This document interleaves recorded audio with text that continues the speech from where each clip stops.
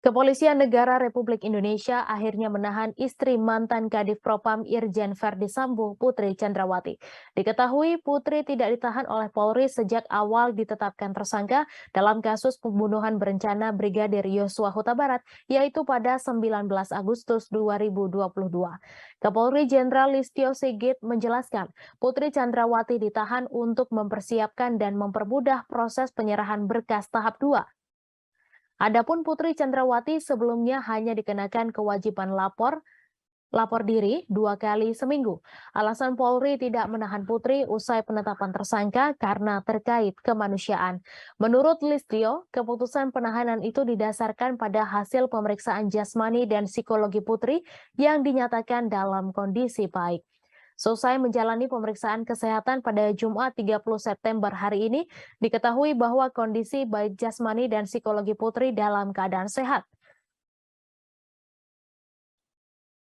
Sebelumnya Polri melakukan sejumlah pencegahan terkait status tersangka Putri, salah satunya pencegahan bepergian ke luar negeri. Irwasum Polri Komjen Agung Budi Marioto menyampaikan alasan lainnya karena suami Putri Verdi Sambo juga sedang ditahan terkait kasus yang sama.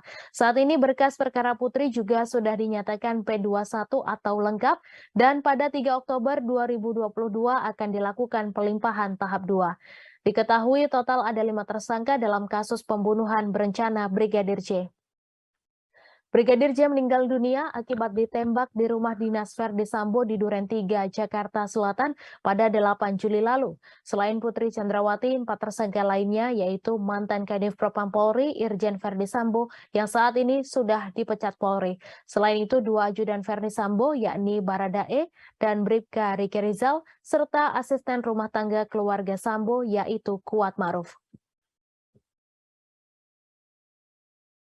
Terima kasih sudah nonton.